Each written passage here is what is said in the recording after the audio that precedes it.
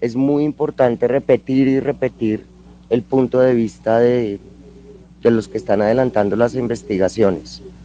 Y acá hay un segundo llamado por el que también estamos con mucho cuidado y es el llamado al cuidado de la vida humana, este cuidado de las amenazas y todo esto. Digamos que tenemos esos dos temas. Nada justifica pues llegar a este punto. O sea, nosotros no somos enemigos de nadie, ni los autores, ni los biólogos que nos hemos sumado a la causa a partir de la problemática, pero, o sea, nosotros no estamos en contra de la población, no estamos en contra de Colombia, de los animales, no queremos asesinar, o sea, todo eso no que se le salga a la cabeza porque es lo que menos queremos. O sea, nosotros desde que empezamos desde el artículo, buscando otras formas, leyendo sobre antecedentes en África, sobre el manejo de especies invasoras, desde la ciencia siempre se busca obviamente el bienestar de los animales, pero cuando ya empieza a ser una cuestión entre la vida de unos individuos y la seguridad de un ecosistema completo y de especies nativas, pues obviamente hay que dar prioridad a unas cosas por encima de otras. Pero eso de volvernos enemigos públicos creo que es muy contraproducente porque al final de cuentas, como les decía, a cualquiera lo matan, a mí me matan, igual la ciencia va a seguir, o sea, eso no tiene nada que ver conmigo como persona. O sea, están totalmente desenfocados porque es que el debate no es contra Catalina, el debate es qué es lo que vamos a hacer con los hipopótamos y qué es lo que la ciencia muestra y cuál es el argumento que quieren imponer los animalistas, pero que nos muestren con datos y con cosas que, o sea, que se puedan reproducir, que sean comprobables, que sean viables. Pero lanzar ideas al aire, pues cualquiera puede. Pero eso no quiere decir que esas ideas al aire tengan que ser la realidad. Sí, antes de volver al tema puramente técnico, mientras se montan dos o tres personas más de los que saben, yo tengo una pregunta. Pues si bien ustedes saben, aquí en la cuenta seguimos los genocidios que están en Colombia, siempre tenemos también un ojo encima sobre lo que pasa con los líderes ambientales. Y la pregunta es, las acciones más directas tendientes a impedir que se sigan expandiendo los hipopótamos, más directas para controlar a esta población, ¿qué cadenas económicas afectan? Es decir, cuando uno ve qué cadenas económicas en los territorios se ven afectadas por la acción de la defensa ambiental, puede estar armando la red de de paramilitación alrededor de quién los manda a asesinar. Y Pues, eso yo hago la pregunta muy de frente. pues, o sea, Haga, hay un escenario que es el que se está empezando a dar, que es respecto al tráfico de estos animales. Y yo en esto sí puedo hablar un poco con más autoridad. Yo trabajo con tráfico de fauna y el tráfico de fauna es un negocio gigantesco a nivel mundial.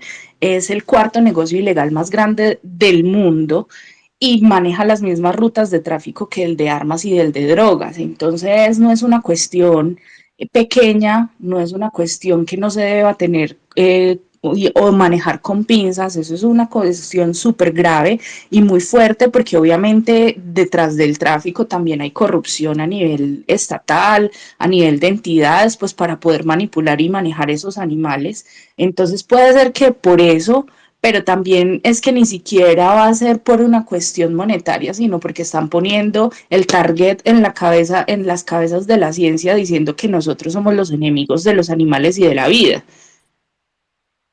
que es básicamente poniéndonos como los malos, entonces los que de alguna manera nos amenazan, básicamente son los salvadores, los que van a salvar al mundo de esta gente tan mala que son los científicos y los biólogos, porque los científicos están determinados a acabar con todos los animales, porque nosotros, en uno de los tweets decía que a nosotros nos daban el título de biólogo junto con el título de cazadores. Yo, yo no sé, bueno, siempre acá hay un gran debate por la vida y yo veo desde una forma más general, digamos que se quiere llevar la discusión al dilema, ¿los matamos o no los matamos? Y creo que la situación no es dilemática, no es de ese blanco o negro en la medida que los biólogos están desarrollando una defensa a la vida más íntegra. Es decir, la defensa a la vida del control poblacional de los hipopótamos tiene en cuenta la pluralidad, la diversidad de la vida. Y creo que en ese sentido el llamado de los estudios biológicos nos permite ver que esto no es un dilema, sino que hay una posibilidad también de construcción, de cuidado a futuro a la vida. Yo estoy pensando en los manatíes, por ejemplo. Es que básicamente estamos en un nivel de discusión en donde es una discusión especista de el preservar la vida de ellos de una manera especista, donde decidieron que tienen que preservar la vida de ciento y tantos individuos de hipopótamos por encima de las vidas de miles de individuos de fauna silvestre nativa y del mismo ecosistema, hablando del ecosistema como un engranaje, con un montón de procesos biológicos muy importantes y del que dependen otras especies que pueden ser migratorias, que pueden ser estacionales. O sea, eso no es tan fácil como el blanco o el negro, y entonces que porque nosotros decimos que lo más viable para el ecosistema como una cosa más global es sacrificar a los animales de una forma ética, entonces ya lo están poniendo como entonces como quieren sacrificar, entonces son unos asesinos, ustedes son unos matarifes asesinos, están en contra de toda la vida, y eso no es así. Si se dan cuenta, lo que ellos están haciendo es escoger a dedo una especie, o ni siquiera una especie, unos individuos de una especie invasora, y decir, estos decidimos porque sí, porque nos parecen hermosos o lo que sea, no sé cómo funciona la cabeza de ellos, decidimos que estos son los que hay que preservar, y por encima de lo que sea, por encima de los manatíes, de los peces, de las mismas poblaciones de humanos de la cuenca del Magdalena. Entonces, ahí, ¿cuál es el nivel de debate si nos ponemos en esa, pues como con esos parámetros? La ciencia no funciona de esa manera como de, yo decidí que este me gusta, entonces este es el que tengo que cuidar, ¿no? Hay un montón de cosas, análisis, evidencia que nos tiene que nos muestra cuáles son las prioridades de conservación, y en este caso las prioridades de conservación son cosas más globales como el ecosistema, y de ahí para allá, de ahí para abajo, poblaciones, comunidades de especies nativas. Fin. Gracias, Catalina. Antecitos de darle la entrada a Jorge, quiero dar una pregunta que ojalá más tarde me la puedan resolver, y es cómo se duerme a un animal de estos, digamos, porque pues, hay veces se lleva también la discusión allá, como si fueran además unos carniceros. Entonces me gustaría que técnicamente nos dijeran cuáles son esas recomendaciones, cómo se debe dormir un animal de estos. Jorge, bienvenido, ¿cómo estás? Qué gusto tenerte por acá. Hola, ¿qué tal? Ya tengo el manos libres puesto. Yo no sé si se oye mejor o peor, pero bueno. Excelente. Eh, vean, vamos a ir por partes. Bueno, yo al final le contesto la pregunta porque yo me he puesto a mirar cosas sobre eso. Pero antes que eso, aquí hay un asunto que es como dos concepciones diferentes de la vida. Una concepción de la vida en la que estamos, pues, digamos, entendemos la vida como un entramado en el cual los individuos están conectados, no solo a través de su evolución, sino ecológicamente, ¿no? Entonces, los seres vivos dentro de un ecosistema interactúan y ejercen efectos unos sobre otros porque todos estamos conectados, ¿no? No conectados por la Pachamama ni por el espíritu de la, no, nada de eso.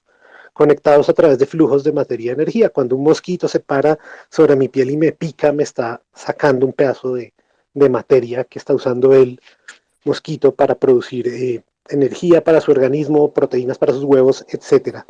Al mismo tiempo, el mosquito puede estarme inoculando con la saliva que él usa, le está poniendo materia dentro de mí también. De esa materia pueden haber otros organismos microscópicos que van a interactuar de otra manera y así, ¿sí? Entonces la vida, bueno, a veces hablan de la vida, pues estamos hablando de una cosa como que es compleja y que está interconectada, ¿sí? Pero la visión animalista es una visión individualista de la vida, ¿sí? Entonces es importante, pues, cuando consideramos estas cosas, que ellos ven a cada animal como un individuo que es valioso, que su vida es valiosa.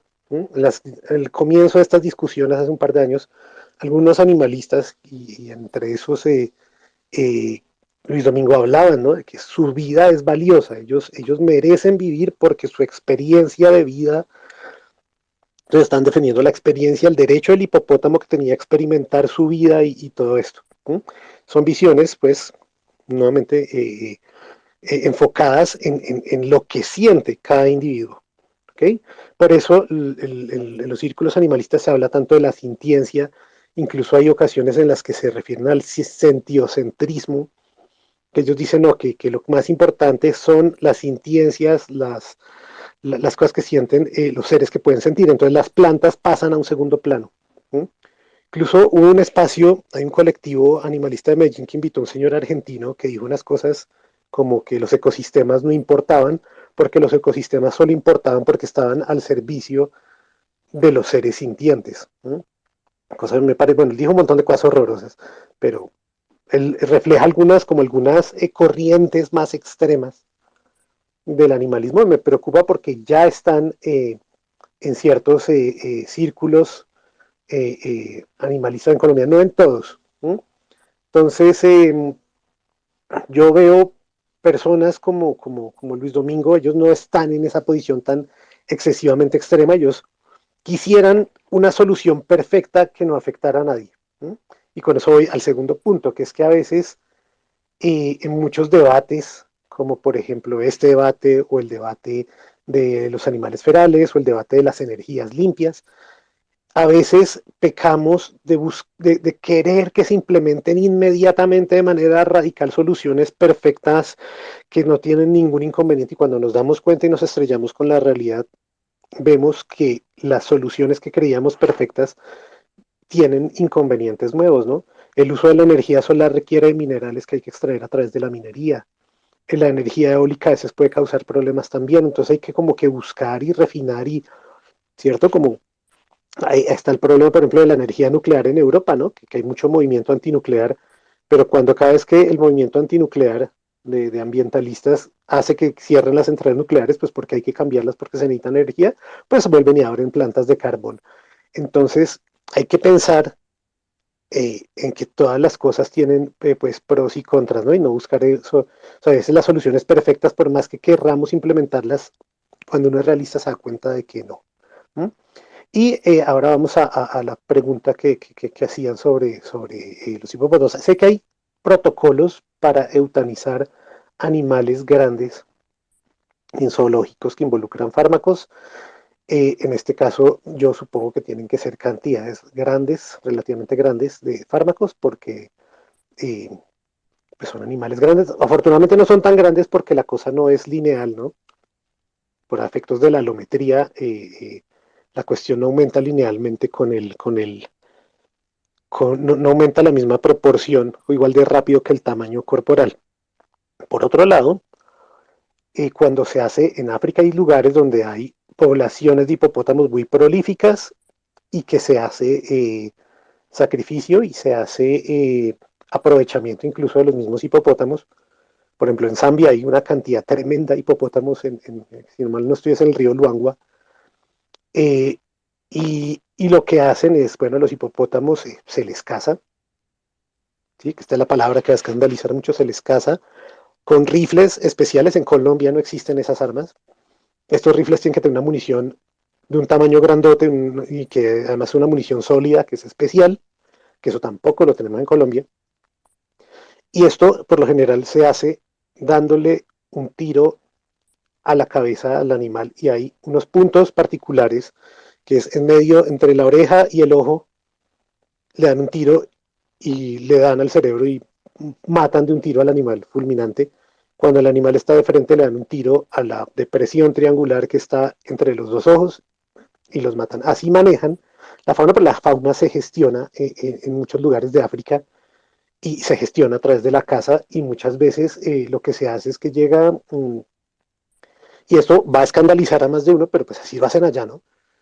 Llega un señor gringo de estos que le gustan esas cosas, él paga para ir a sacrificar un hipopótamo y va al lugar donde se hace el control de la población. Y sacrifica el hipopótamo, se lleva su cráneo de hipopótamo de trofeo para la casa y el hipopótamo se destaza y se reparte entre una comunidad local que lo consume. Así se maneja ya, pero a lo que oye es que eso, o sea, muchas veces esa cacería o sea, se dispara una sola bala que va directo al cerebro del hipopótamo, el hipopótamo muere inmediatamente. Y además eso es algo que se puede hacer, según tengo entendido, con animales que están en tierra y con animales que están en el agua. Cuando están en el agua, pues mueren y lo tienen como que amarrar y con una lancha remolcarlo hasta la orilla. Bueno, porque son animales muy grandes, pero eso es lo que yo conozco acerca del tema, que es muy superficial, pues, porque yo de esas cosas no entiendo mucho, mucho menos de armas y eso. Pero eventualmente, y eso es lo que ocurrió en 2009, ¿no? Que hay un montón de desinformación acerca de lo que ocurrió en 2009, se habla de que llegó el ejército a darle ráfagas de fusil y que todas estas cosas, y es importante que ustedes entiendan esto. El ejército fue a escoltar a dos señores cazadores alemanes que fueron y sacrificaron al hipopótamo dándole un tiro en la cabeza. Entonces no es el cuento de que las ráfagas de fusil y que el ejército se puso sádico, no. También quiero que entiendan que pues todos los soldados que estaban ahí haciendo ese escoltaje nunca habían visto un hipopótamo tan de cerca en su vida.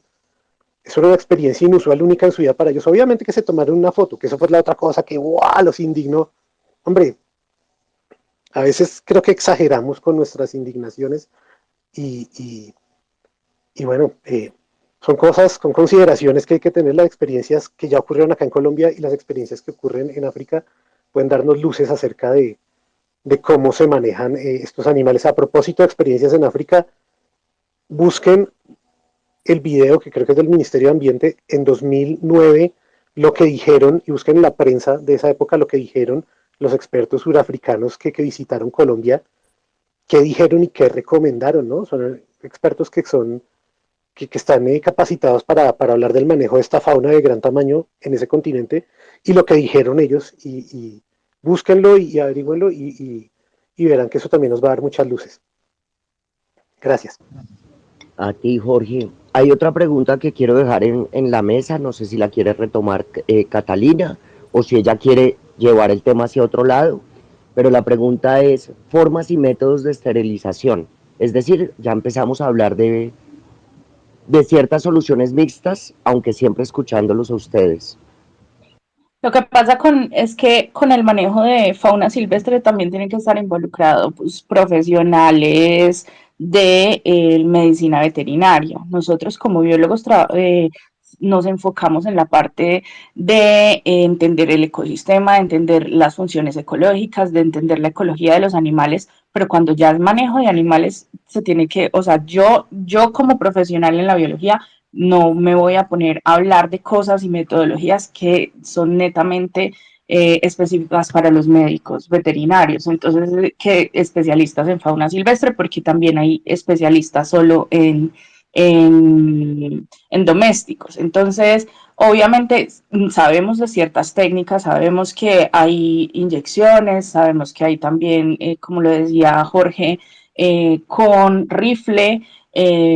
pero sobre todo eso tiene que tener una junta de ética con profesionales de la biología que son los que dicen como de, más o menos cómo se comportan los animales, en qué momento están más en el agua o cuando están como más fáciles de ser capturados, pero también sobre todo tiene que ver un componente muy grande de la medicina veterinaria, que son los que determinan cuánta dosis del medicamento, cómo va a ser el manejo, qué es lo que se les va a aplicar, como todo eso. Entonces, ojalá, ojalá hubiera un médico veterinario que pudiera, especialista en fauna silvestre, que pudiera hablar sobre eso, pero pues eso tiene que conformarse una comisión para determinar cómo va a ser el manejo o cómo se va a eutanasiar ese tipo de animales, dependiendo pues de su biología y pues de que son animales gigantescos y que requieren un manejo especial, sobre todo porque también son agresivos. O sea, eso no es así tan fácil como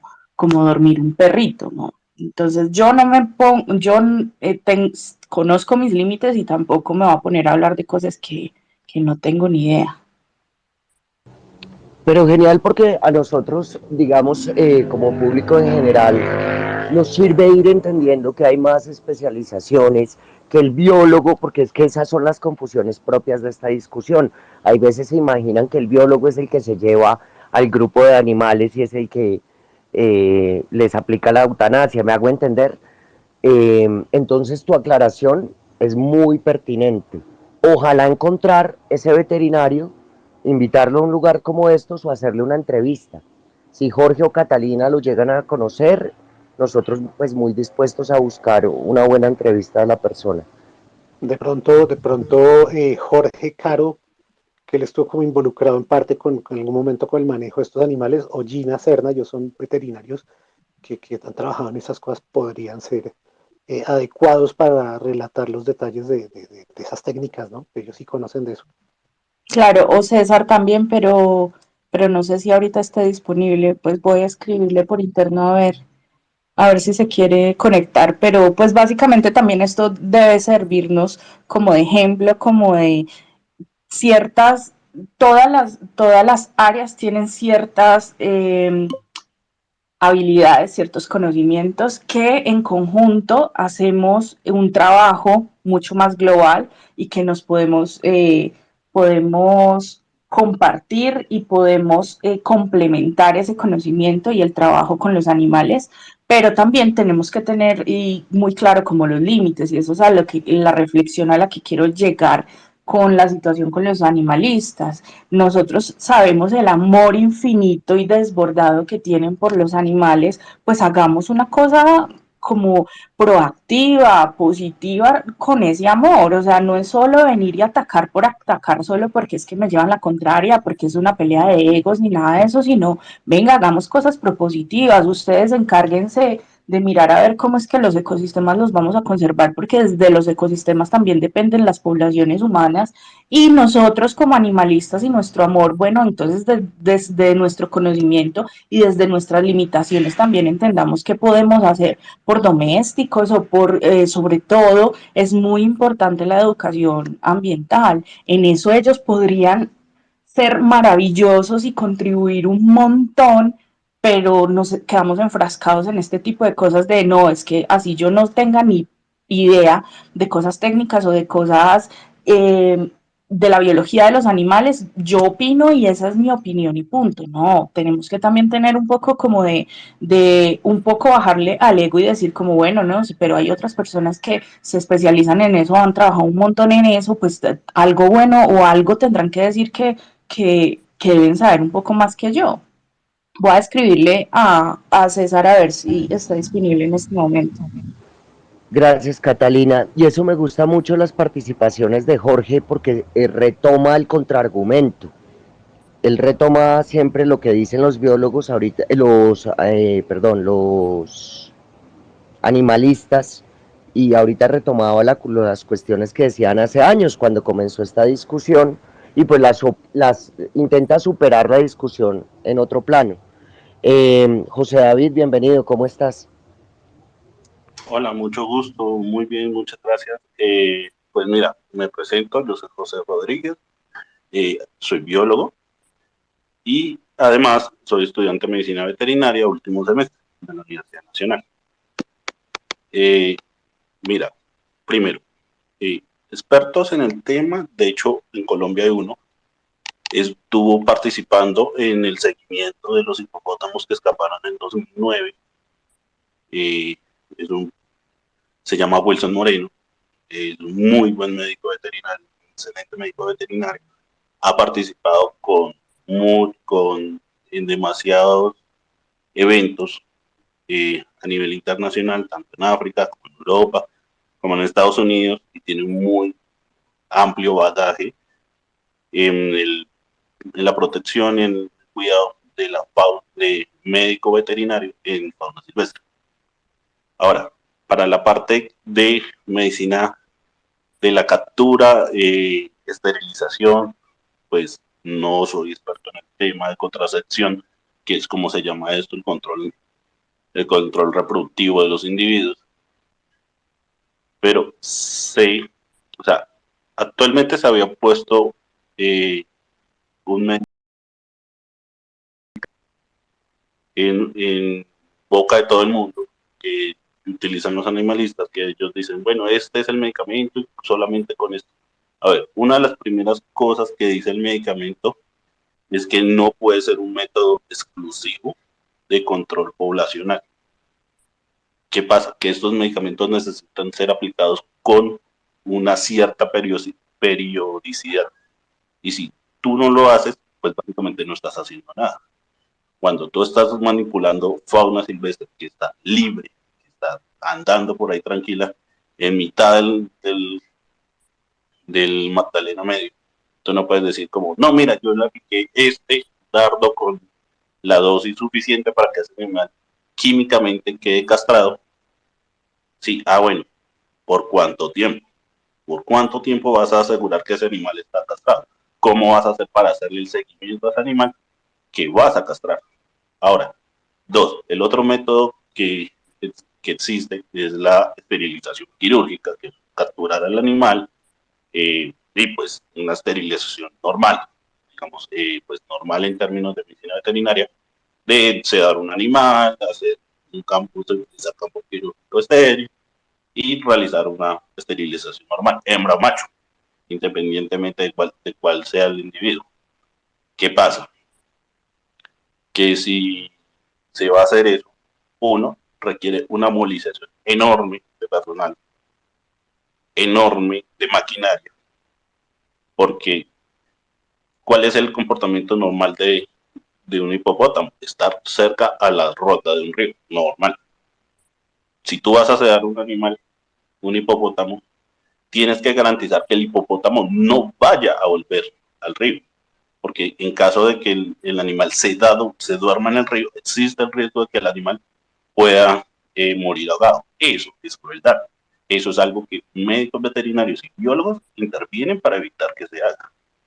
¿Ya? Y eso implica una logística grande que pone en riesgo personal, porque hay personal que debe bloquearle la entrada del animal al río, y eso implica una movilización grandísima de personal, de maquinaria para poder arrastrarle el animal del río, desde la ronda del río hasta un sitio donde se pueda hacer un procedimiento quirúrgico y después dejarlo inmovilizado lo suficiente tiempo para que el animal se recupere y pueda, eh, por algún motivo, decir, eh, bueno, vuelva otra vez a donde estaba. No entendería, desde mi lógica, no cabe la posibilidad de decir, bueno, ya lo sé, devolvámoslo a otro lado. O sea, debemos sacarlo de ahí. No encuentro lógica de dejarlo en el mismo sitio donde estaba. Eh, Tercero, ¿qué pasa? Los medicamentos para animales con una amplia masa corporal son extremadamente restringidos en el ámbito de la medicina veterinaria. O sea, cuando tú vas a importar, existen dos que no los quiero mencionar, eh, más por tema de que no quiero dar el nombre para evitar que se haga tráfico de ese medicamento o que se empiece a preguntar sobre ese medicamento. Existen dos medicamentos que son súper potentes, o sea, estoy hablando de que tengan entre 1000 y 30.000 veces la capacidad analgésica y anestésica de la morfina, del fentanilo, que son medicamentos muy fuertes, o sea, estamos hablando entre, para uno es entre 1000 y 3000 veces, para el otro es entre 50.000 y 70.000 veces, o sea, es un medicamento muy, muy potente. Una gota derramada sobre la piel de la persona que manipula ese medicamento puede matar a la persona en cuestión de máximo 2 segundos. O sea, es un medicamento muy potente. Esos medicamentos requieren que por ley se manipulen de una forma muy especial.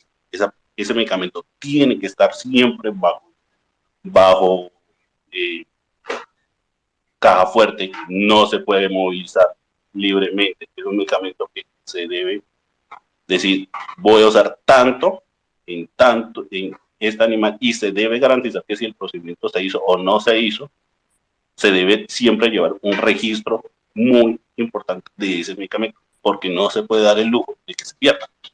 Entonces es una problemática muy amplia, incluso en solo los preparativos para la cirugía de un animal de eso, es un, exige que se haga una logística muy amplia para el manejo de todo esto, un desgaste grande de personal, de recursos y de maquinaria, y garantizar que se pueda movilizar todo eso hasta la zona donde se encuentran los animales no siempre es viable.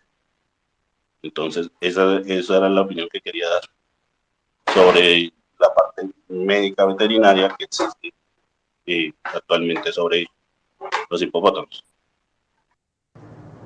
Gracias, muchas gracias, José Rodríguez. Mantente por favor ahí, Catalina. Tú que sabes más del tema, ¿hacia dónde quieres llevar la conversación? ¿Qué te parece importante decir?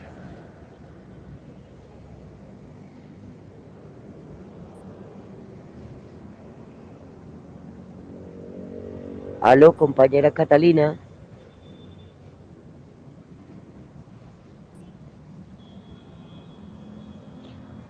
José, mientras Catalina retoma, yo tengo una pregunta. Eh, ¿Hay algún estudio? ¿Se puede encontrar algo alrededor de la dinámica de costos? Yo que día le di una buena búsqueda y no encontré la verdad.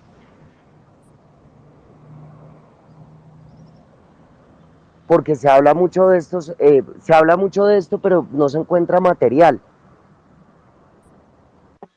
Muy probablemente sí, o sea, realmente desconozco la parte de cuánto puede ser la movilización de recursos, pero o sea, empecemos a considerar por ejemplo, los precios que utilizamos nosotros de combustibles, ¿ya? O sea, cuánto me demora a mí movilizar en barco, en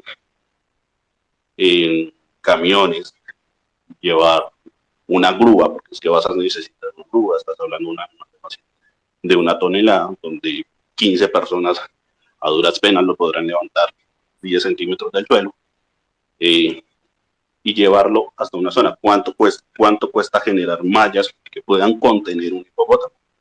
¿Cuánto me cuesta a mí movilizar personal? ¿Cuánto personal voy a necesitar? ¿Ya? Entonces, todas esas cositas van sumando. Debe existir, realmente no puedo decirte yo, mira, sí, claro, el estudio tal, habla sobre esto, pero debe existir, sobre todo, yo creo que está más asociado a los, ¿cómo decirlo?, a los parques safari de África. Deben ser ellos los que deben tener ese dato explícito de cuánto me demora, cuánto es que, o un zoológico que haya alguna vez hecho transporte de animales. Por ejemplo, el zoológico, si no estoy mal, si no me equivoco, el zoológico de, ¿cómo se llama? Que aquí en la salida de Bogotá, el Jaime Duque posee un hipopótamo. Entonces, no sé desde qué edad lo tienen, pero pues ellos deben tener un conocimiento de cuánto les costó a ellos movilizar el animal. Son dos hipopótamos los que hay en la Jaime Duque. Yo fui hace unos meses. Exacto. Entonces, ellos deben saber cuánto les costó a ellos movilizar el animal hasta allá, cuánto cuesta la instalación, cuánto cuesta mantener a ese animal. Y pues la verdad desconozco en qué etapa de desarrollo habrán llegado. Supongo que si llegaron muy pequeños, pues obviamente la movilización habrá sido mucho más fácil, pero pues ellos pueden dar un dato más certero de todo esto, desde mi punto de vista. Y sería además muy interesante saber los cuidadores de estos hipopótamos qué opinan sobre esta discusión general que estamos llevando.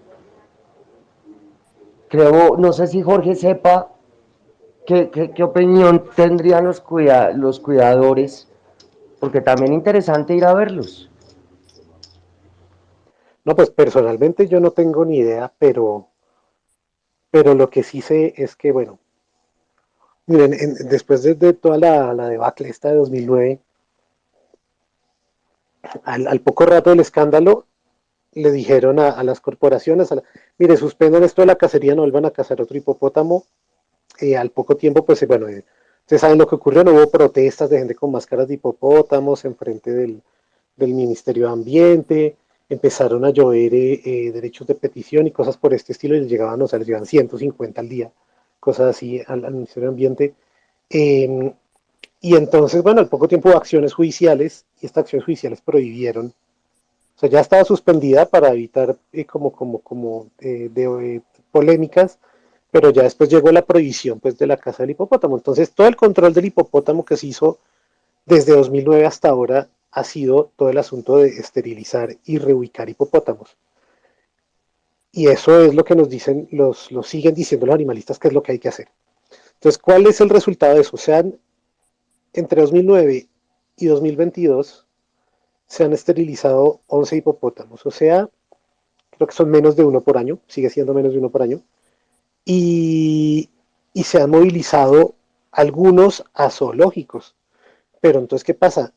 El Jaime Duque, que es un lugar que tiene un espacio grande, solo recibió 2 hipopótamos. ¿Por qué? Pues porque hay unos gastos de manutención, la cantidad de forraje que necesitan a diario, que necesitan un espacio con agua, que el agua no puede estar ahí nomás porque pues hay que filtrar el agua, ¿no? Cualquier persona que tenga una pecera sabe que hay que filtrar eh, eh, eh, el agua de la pecera. Entonces, imagínense esto para un animal que pesa 1,5 toneladas, pues es más complejo.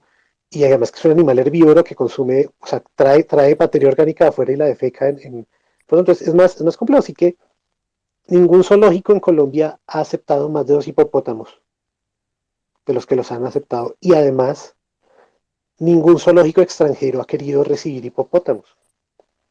¿Sí? Porque es que no es que, o sea, hay gente que habla en las redes sociales como, oiga, pero ¿por qué no? No, es que ya se intentó, una década intentando, ¿sí? Entonces, a veces se piden cosas que ya se han intentado y que han demostrado ser inviables. Es algo que es importante que nos metamos todos en la cabeza. La gente sigue exigiendo y exigiendo cosas que ya sabemos por experiencia, pues, o sea, por la experiencia no nuestra, la experiencia de los que le pusieron, pues, el pecho a eso como Cornare y con Antioquia, que sabemos que eso o sea, no es realista, ¿sí? Entonces, bueno, volviendo a lo de los zoológicos extranjeros, en algún momento iban a recibir en Ecuador unos animales de estos, pero hubo un brote de fiebre aftosa y resulta que en Colombia, no en los hipopótamos, sino en el ganado, resulta que los hipopótamos son vectores, o bueno, son reservorios mejor, de cosas como la fiebre aftosa, la brucelosis, enfermedades que también les da al ganado. Entonces, en Ecuador, pues echaron para atrás, los iban a mandar, si no estoy mal, al zoológico de Guayaquil. Y esas cosas, pues, no es fácil que un zoológico se decida a eso. ¿Por qué? Pues porque aparte de las dificultades que implica mover un animal de estos, pues después es un encarte con la, mm, con la manutención de estos animales, pues porque va a ser costosa. Y también mucha gente cree que como estos animales son herbívoros, es tan sencillo como la experiencia de mucha gente con un animal herbívoro grande son las vacas. La gente tiende a creer que todos los animales herbívoros grandes son igual de dóciles que las vacas. Y a veces las vacas dan coces y cornean y matan gente, ¿no? Un animal herbívoro de gran tamaño que es silvestre es un animal que es más proactivo en la defensa de lo que uno pudiera imaginarse, y en particular los hipopótamos. Los hipopótamos están hechos pues para para hacerle frente a carnívoros muy grandes como los leones.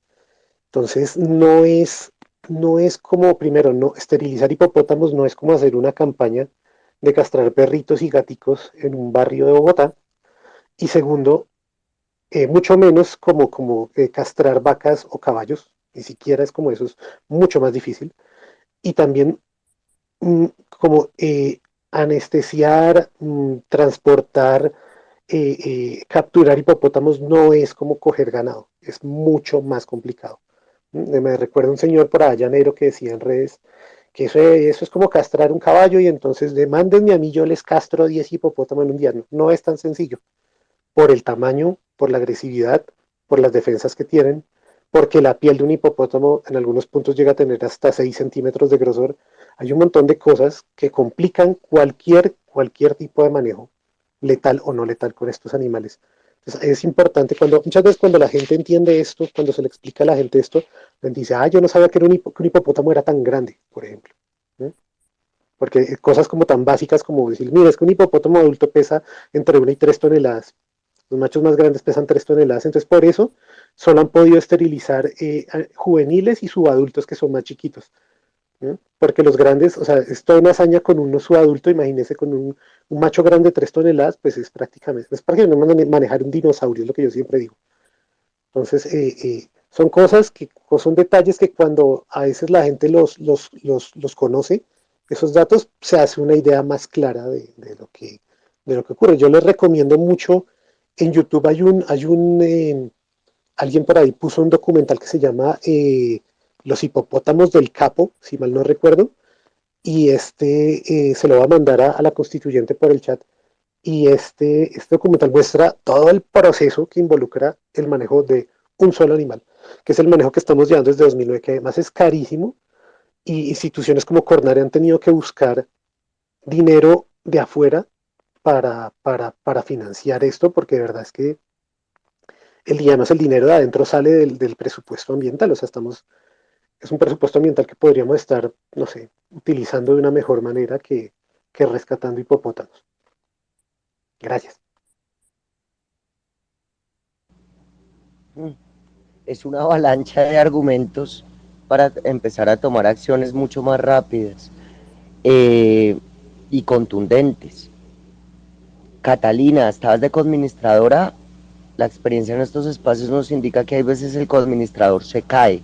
Entonces te bajé y te volví a invitar como hablante. Creo que así puedes volver a ingresar a la conversación, porque me dio la impresión que estabas caída. Los invitamos a los que están conectados a subirse si tienen algún punto de vista o alguna pregunta de pronto para Jorge o para José.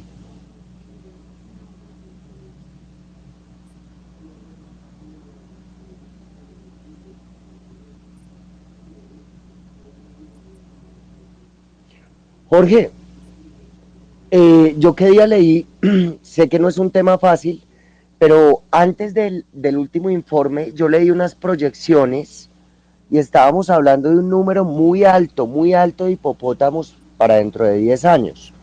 Este último informe puede dar, yo sé que pues esto es muy difícil, pero ¿hay alguna proyección relativamente confiable sobre qué pasa si seguimos con las mismas medidas en este momento? Al menos en Bueno, cantidad de número de individuos y afines.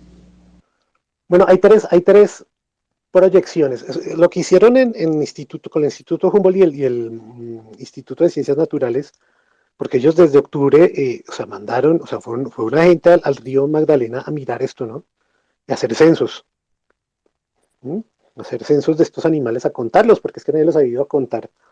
Entonces, hasta ese momento todo eran estimaciones. Y en 2019 está el trabajo de Subalusky, en 2020, y Sobolewski y colaboradores, en 2020 está el trabajo de Jonathan Churin y colaboradores, y en 2021 pues está el trabajo del cual soy autor, que la primera autora es Natalie Castelblanco, en el que estamos varios, y esta no es otra estimación, son 3 métodos diferentes de estimar el tamaño de la población de hipopótamos. En 3 años diferentes, y usan 3 métodos diferentes, y lo que concluyen los tres estudios, desde tres perspectivas diferentes, que la población está creciendo muy rápido. Hay diferentes estimaciones de qué tan rápido crece, de que, ¿no?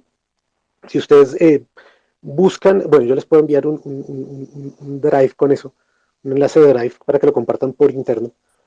Si ustedes miran, comparan las tres estimaciones, ustedes se dan cuenta, bueno, que todas coinciden. Miren, si esto no se soluciona, esta población va a crecer desmesuradamente en unos años. Entonces, lo que hizo el Instituto Humboldt fue verificar, bueno, las tres poblaciones, como se parte de un macho y tres hembras, y hacen como cálculos de cómo ha crecido la población, pues porque tiene una mortalidad tremendamente inusualmente baja y una natalidad inusualmente alta. Ya les voy a explicar un poco por qué. Eh, cuando sale, es como cuando hacen un modelo climático y después salen y miran los datos de satélite para validar el modelo. Esperen un segundo, me están marcando.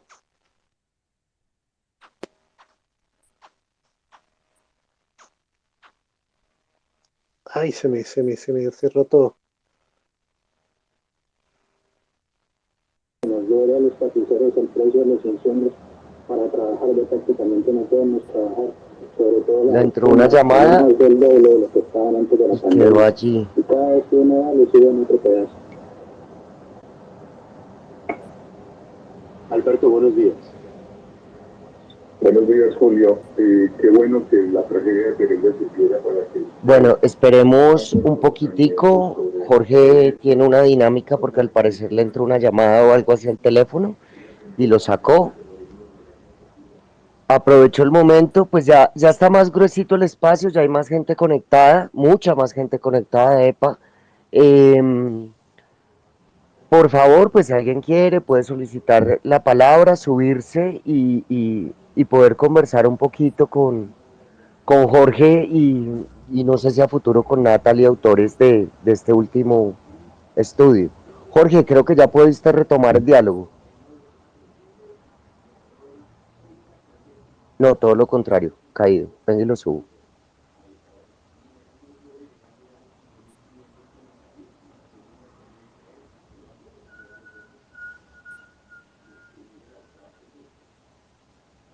Hola, pues Bueno, aquí, ya, perdón, gracias. me meto. Gracias. Aquí está Natalie Castillo Blanco, entonces me gustaría saber la opinión de ella, pues que es la persona que realizó el estudio. A Natalie yo tuve con acercamiento gracias a un curso de fauna, que desgraciadamente no pudimos tomar juntos, pero pues conozco parte de su trabajo, sé la profesional que es, pues me encantaría escuchar bien cómo fue que realizaron todo el muestreo de los animales.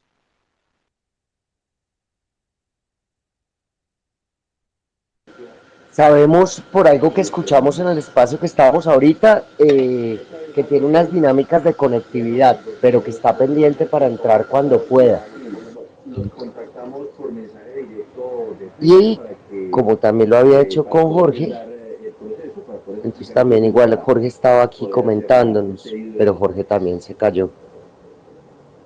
Violeta, yo sé que usted tiene mucha vaina, pero Laura Palomino quiere que yo vea una serie en Netflix de Tinder que se llama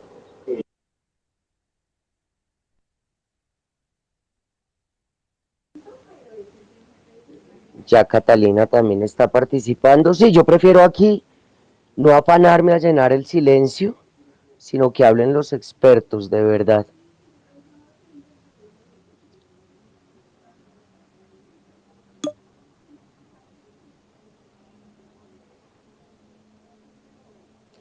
Sí, yo, bueno, entonces retomo, si toca llenar un poquito el vacío.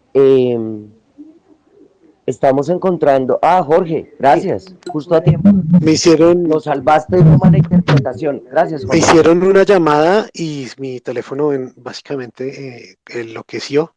Pero bueno, ya estoy acá de vuelta. Le estaba contando que, bueno, cuando hacen estudios climatológicos muchas veces usan modelos, estudios oceanográficos. Y esos modelos se hacen en un computador, pues con los datos que tienen previos, se ponen a correr como tratando de hacer una predicción y después se vuelven a tomar datos con satélites o en el campo, con boyas o bueno, etcétera, para validar el modelo. ¿Qué es validar el modelo? Ver si la predicción si da lo que se supone que da o no, ¿sí? Eso se usa también para alimentar futuros modelos. En este caso es algo parecido, ¿sí? Hay unos modelos, lo que nosotros usamos es un Population Viability Analysis, un análisis de viabilidad poblacional, que es algo que se usa, por ejemplo, cuando se estudian recursos pesqueros y otras cosas. Sí, es para estudiar una población, en este caso animales, y entonces lo que estamos viendo son las variables. ¿Cuántas crías tiene un hipopótamo por año? ¿Cuánto se demora un hipopótamo en llegar a la madurez sexual? Y descubrimos pues que hay variaciones. Y hay variaciones porque a veces los hipopótamos no tienen, las hembras no tienen una cría por año en África porque las sequías son muy fuertes y las hembras no entran en celo. Un año, 2 años no entran en celo. Algunas hembras o la mayoría de las hembras. Y los individuos que están juveniles a veces retrasan la madurez sexual porque la misma sequía hace que a veces en algunas poblaciones la tendencia a la edad de madurez sexual suele ser maduran sexualmente más tarde porque las condiciones no son óptimas. Pero ¿qué ocurre en la cuenca del río Magdalena? Pues que las condiciones son súper óptimas, no hay sequías. El cuento de la sequía es un factor importantísimo ahí porque es que la sequía es un gran controlador de la población en las especies africanas, en las poblaciones, perdón, africanas de hipopótamos. Y en la cuenca del río Magdalena eso no está, entonces no hay sequía, los hipopótamos no se habitan en cuerpos de agua menguantes, porque cuando ocurre eso los hipopótamos como que se meten todos en un charco, entonces se estresan mucho, a veces pelean, se hieren, se lastiman, se transmiten enfermedades. A veces dicen, bueno, yo me voy de acá a buscar otro cuerpo de agua. Cuando buscan otro cuerpo de agua son susceptibles al estar fuera del agua que los maten leones, hienas. Entonces hay unos factores ahí de mortalidad de la población que regulan la población, que es lo natural. O sea, en la naturaleza es normal que haya sufrimiento y que haya muerte, porque es parte de la forma en que funcionan las cosas en la naturaleza, en los ecosistemas. Y en Colombia, pues no hay, pues los hipopótamos no tienen depredadores, no tienen sequía, entonces llegan a la madurez sexual muy rápido. Las hembras nunca se saltan un ciclo de reproducción, pues porque no tienen esos factores de estrés, tienen mucho más campo y eso además hay unas sinergias ahí con, por ejemplo, la ganadería, de hecho que gran parte del Magdalena Medio, pues que eso solía ser un bosque húmedo tropical como la Amazonía, pues eso se taló hace mucho tiempo y ahora hay pasturas para ganado. Y las pasturas para ganado son de origen africano, es decir, son pastos excelentes para animales africanos como los hipopótamos. Sí, aparte de, bueno, de árboles frutales, de leguminosas que se siembran también para el ganado, otras cosas. Entonces estos animales salen y pastan y tienen unas condiciones tan ideales que resulta paradójico que a veces en algunos círculos animalistas se les retrate como víctimas, porque estos animales están viviendo bastante a sus anchas. Entonces ese es el factor bueno, que nosotros consideramos los factores y que hicimos la predicción del artículo de 2021, hicimos una predicción de que habían entre, bueno, ya no recuerdo bien las cifras, pero unos 80 a 100 hipopótamos más o menos. Pero entonces ahora fue esta comisión ya a directamente contar hipopótamos sobre el terreno. No sé muy bien qué métodos usaron, pero bueno, ellos determinaron que la población de hipopótamos era más grande, un tantico más grande, de lo que nosotros habíamos predicho que debía ser, ¿sí? Con nuestra estimación. Es decir, a los hipopótamos les ha ido tremendamente bien y es una invasión biológica que está en curso, ¿sí? Entonces, ellos están ya hablando de que hay como unos 130 hipopótamos. Entonces, y estamos hablando, es que también esa es la otra cosa. La gente piensa en los hipopótamos, a veces dicen los hipopótamos de la Hacienda Nápoles. Los hipopótamos de la Hacienda Nápoles son una manada como de 40, 50, no sé, pero es que hay manadas, o sea, en Puerto Boyacá hay una manada, en Barranca Bermeja hay otra manada, hay una isla que usan para turismo, que los hipopótamos son uno de los atractivos turísticos, creo que se llama la Isla Estrella o algo así. En esa isla hay un lago y en el lago hay otra manada de hipopótamos. Estamos hablando de que salen pequeños grupos de hipopótamos y se establecen y forman manadas nuevas. Entonces, eso es lo que está ocurriendo, el panorama. Y ustedes miran el área que están ocupando todas esas y manadas, estamos hablando que ya se dispersaron a varios departamentos del país, ya hay en Boyacá, en Santander, en Barranca hay unos, ya si mal no estoy, han entrado a los departamentos de Bolívar y de Cesar, ¿sí? Entonces eso es sumamente preocupante, por eso estamos hablando de las características hablamos a veces de las características de una especie invasora, ¿no? Primero que la población aumenta rapidísimo, y segundo, que aparte de aumentar empieza a crecer y a colonizar nuevos territorios.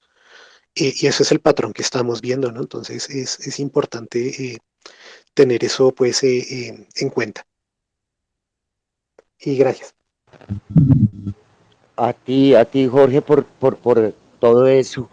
Natalie, bienvenida. Bueno, ya creo que muchos saben aquí quién es Natalie dentro de este tema. Entonces, más allá de una presentación, bienvenida y qué tienes que decirnos hoy.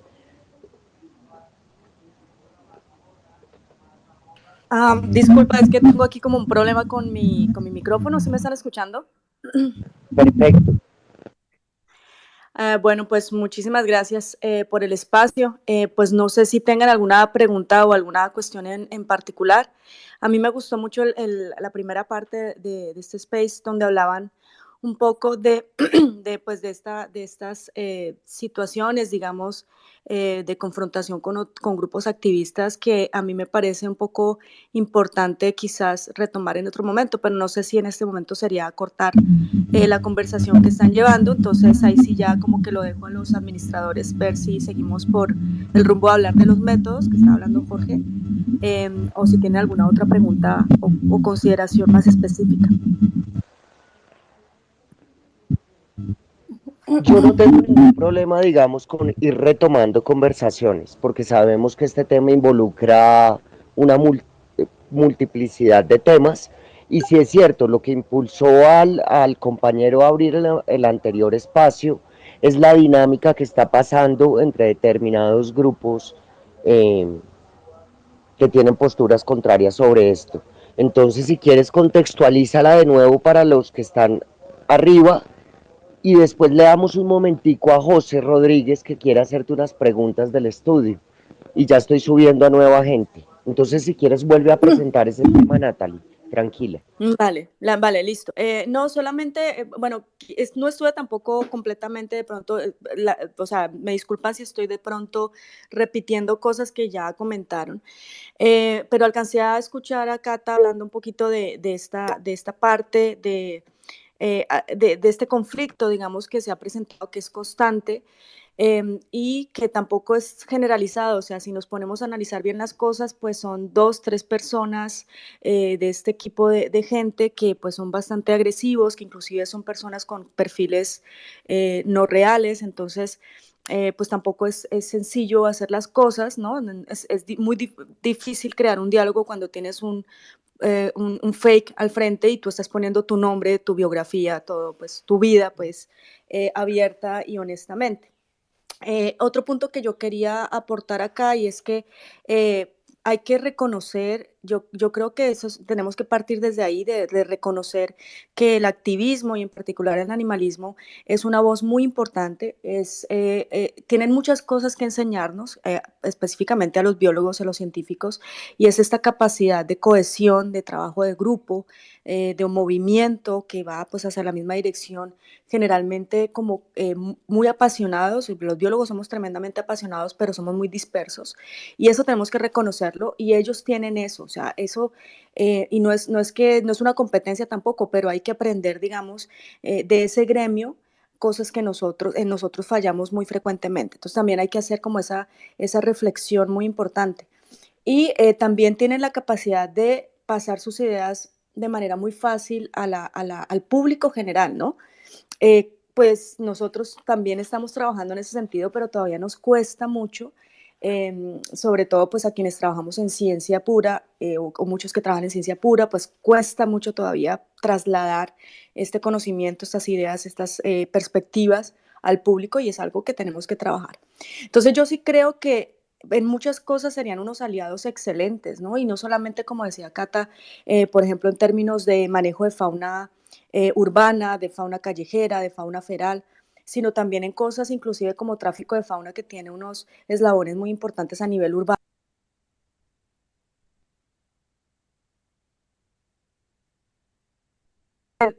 Desafortunadamente, digamos que las conversaciones han degradado y han llevado las cosas a unos niveles absurdos de agresión, que ya se pasan, o sea, que ya simplemente uno pierde como que la esperanza de que se pueda abrir un diálogo y una colaboración con ellos. Pero si fuera un mundo ideal, yo pensaría, o por lo menos esa reflexión estaba haciendo en estos días, yo pensaría, por ejemplo, que esta idea de santuario que ellos proponen, que no es otra cosa que un cautiverio grande, un confinamiento grande, o sea, tipo Hacienda Nápoles en los tiempos de Escobar, o sea, un patio grande de recreo para los hipopótamos o una especie de lugar donde ellos puedan pastorear. Lo están diciendo de manera muy folclórica porque pues obviamente les falta mucha asesoría por parte de biólogos y ojalá la buscaran, no tiene que ser nosotros, cualquier otro, para ver que es una complejidad muy grande crear este tipo de espacios que, como decía Jorge, no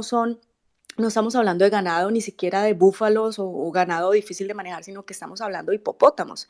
La gente cree que es arriar 100 hipopótamos, arriar 100 vacas o 130 cabezas de ganado y meterlas a un potrero y ya está, ¿no? Entonces, digamos que esa idea así de que esto va a solucionar el problema es totalmente traída de los cabellos, pero nosotros o este grupo académico, puede ser que hayan otros que no estén de acuerdo, pero nosotros siempre hemos hablado de una estrategia mixta y dentro de esa estrategia mixta se contempla la castración y posterior confinamiento de los hipopótamos. Y estos confinamientos, pues podía ser en este tipo de santuario, lo pongo entre comillas porque para mí santuario es otra cosa, les encanta esa palabra, no sé por qué les gusta tanto, pero bueno, porque tiene pues como esa aura de que es un lugar de respeto y bueno, ok. Entonces, bueno, díganle santuario, ecoparque, bioparque, no sé cómo le quieran llamar, pero es un cautiverio finalmente. Entonces, yo pienso que ahí, pues si ellos pueden trabajar para bajar fondos, porque eso es carísimo, o sea, implica una cantidad de problemas, digamos, de tipo técnico que tienen que solucionar. Y si ellos pueden trabajar en esa dirección y sacar ahí, no sé, 10 hipopótamos, 12 hipopótamos, 5 hipopótamos, todo eso ayuda, ¿no? A mi punto va que ese tipo de estrategias son válidas. Lo que no es válido es la falta de honestidad en decir que eso va a solucionar el problema, o por lo menos en no hacer claridad de que esa no es la solución al problema, de que es una parte de la solución, pero no suficiente, ¿no? Y no tratar de desviar el asunto ni matizar el problema y decir, listo, pues es que ya con un santuario la salvamos, sino decir, bueno, el santuario es una forma de salvar a algunos animales, inclusive Domingo está diciendo, pero es que yo me sentiría feliz si al menos logro salvar 5, listo, o sea, está bien, o sea, eso no está mal.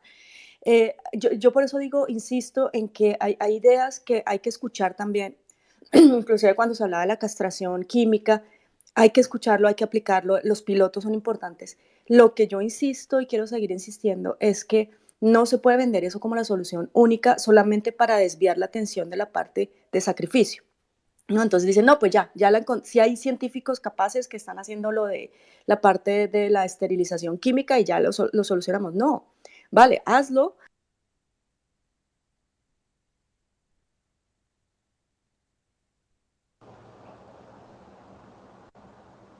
Te caíste.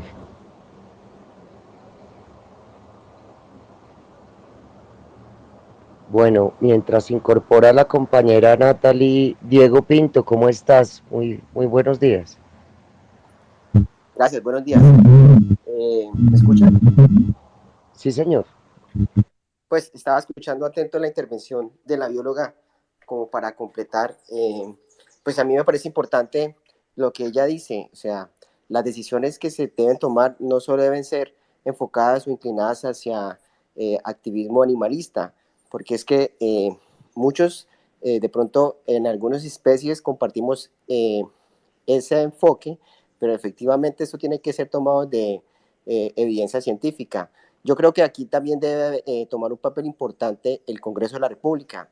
Nosotros tenemos un vacío importante sobre el manejo de especies exóticas y entonces lo decía ahorita la bióloga, ¿qué es más importante? ¿La vida de las especies invasoras o la vida de la especie humana? Que es en últimas quienes estamos en riesgo por todo este tema de cambio climático.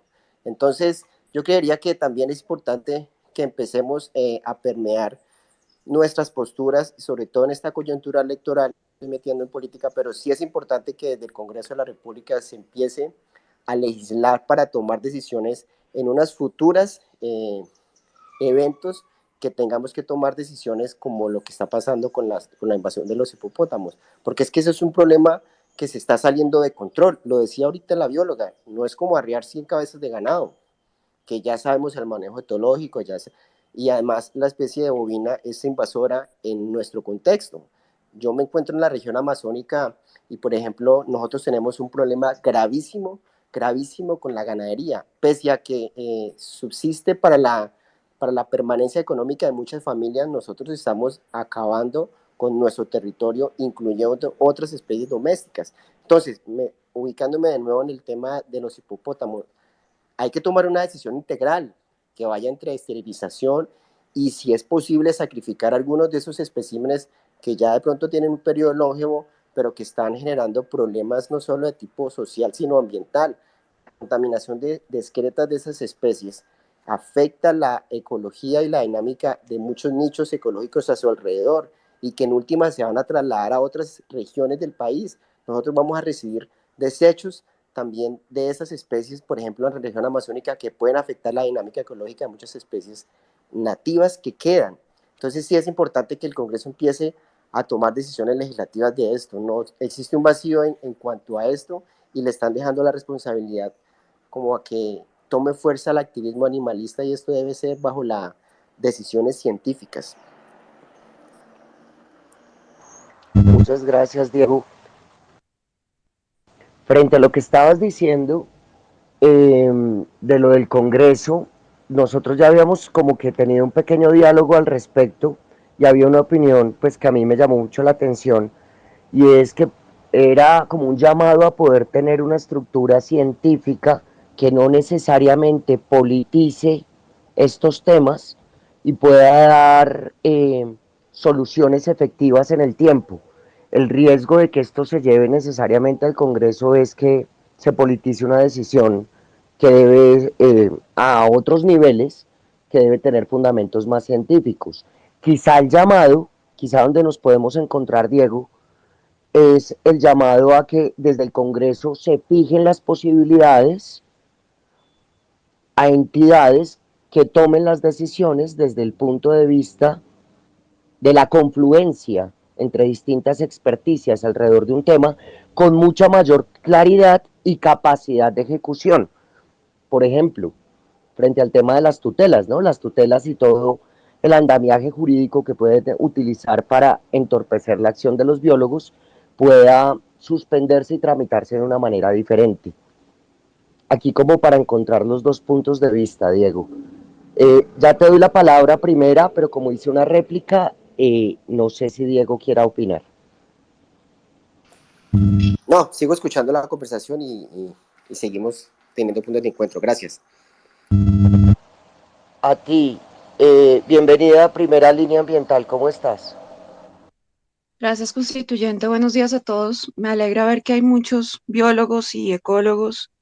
Creo que todo está dicho desde la parte técnica, desde donde alcancé a entrar. Me imagino que desde la parte política también habrán tocado el tema, pero era a lo que yo me iba a referir. Es decir, ya está dentro de la jurisdicción de quien tiene que tomar las decisiones, que es Ministerio de Ambiente.